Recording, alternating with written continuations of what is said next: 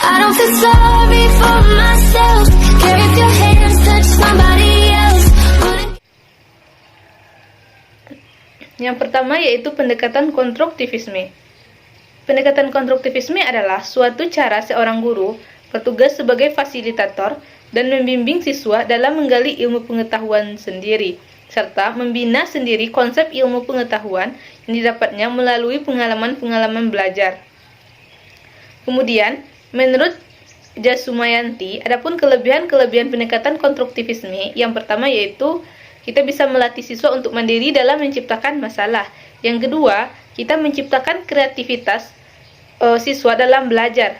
Yang ketiga, kita melatih siswa untuk bekerja sama dalam memecahkan suatu masalah. Yang keempat, kita juga menciptakan pembelajaran yang lebih bermakna. Kemudian yang terakhir, dengan adanya pendekatan konstruktivisme ini, kita melatih siswa berpikir kritis.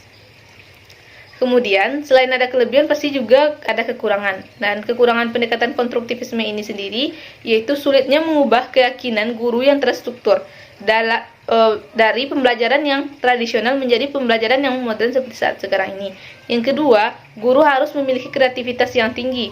Kemudian yang ketiga, siswa dan orang tua memerlukan waktu untuk beradaptasi sebelum melakukan pendekatan konstruktivisme ini. Kemudian kita masuk kepada tahap-tahap pendekatan konstruktivisme. Yang pertama ada namanya tahap apresepsi, di mana di sini guru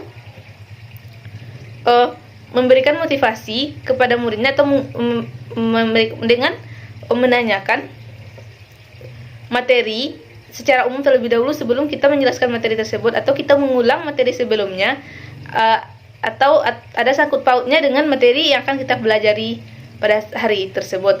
Kemudian tahap yang kedua yaitu tahap eksplorasi.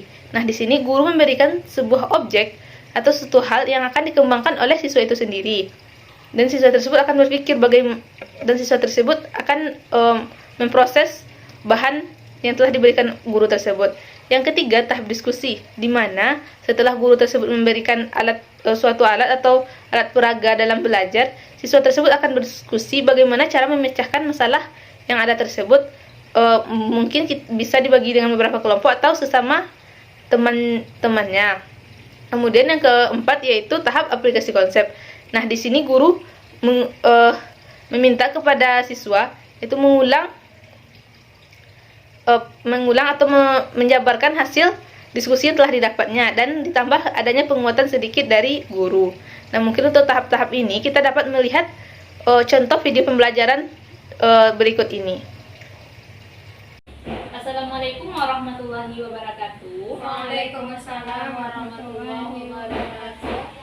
Baik, selanjutnya di sini kita akan pada pertemuan ini kita akan membahas tentang nilai rata-rata. Nah, sebelum kita masuk nih ke apa itu nilai rata-rata, bagaimana penerapannya, sebelum itu adakah yang tahu atau sudah membaca materi sebelumnya yaitu tentang rata-rata? Baiklah, saya akan mencoba menjelaskan apa itu nilai rata-rata. Nilai rata-rata yaitu menambahkan grup angka lalu membagi dengan hitungan angka tersebut.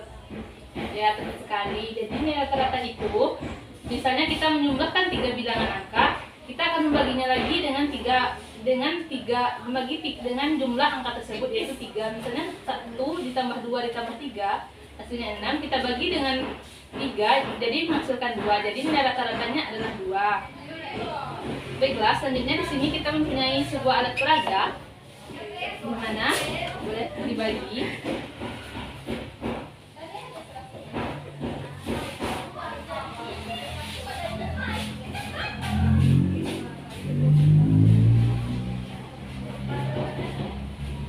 Nah, di sini ada 3 buah, jadi di mana memiliki ukuran yang tidak sama tinggi. Jadi bagaimana caranya kita mencari agar ini tuh memiliki nilai yang sama tinggi dan kita menghasilkan sebuah rata-rata? Bagaimana kita bisa mencari solusinya?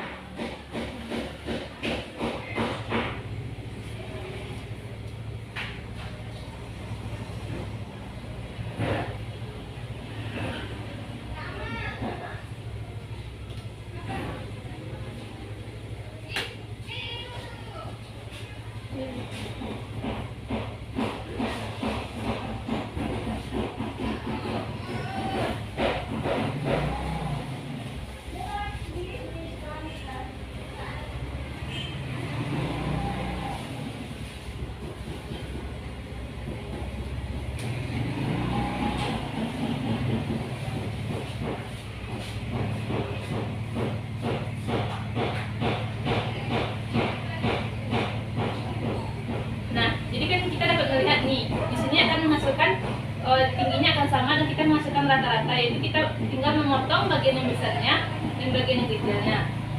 Kemudian, apa yang dapat disimpulkan dari setelah kita melaksanakan praktek ini? Kesimpulan dari setelah melakukan praktek ini yaitu yang pertama, kita dapat mencari nilai rata-rata dengan hal yang menyenangkan. Yang kedua yaitu dapat menentukan nilai rata-rata dengan mudah. Yang ketiga tidak membosankan. Nah, itulah. Jadi kita bisa mencari nilai rata-rata menggunakan bantuan alat-alat ini yaitu dengan mudah dan menyenangkan. Jika kita masuk kepada aplikasi konsep dalam kehidupan sehari-harinya, kita dapat misalnya kita membeli 3 buah baju dengan harga yang berbeda. Nah, kita mencari nilai rata-rata berapa harga baju tersebut, yaitu dapat menggunakan seperti ini, yaitu kita menjumlahkan ketiganya, kemudian kita bagi dengan 3 buah. Nah, mungkin sekian materi kita tentang nilai rata-rata pada hari ini. Mohon maaf apabila ada kesalahan. Wabillahi taufiq wal hidayah. Assalamualaikum warahmatullahi wabarakatuh. Waalaikumsalam warahmatullahi wabarakatuh. I don't feel sorry for myself. Care if your hands touch my body.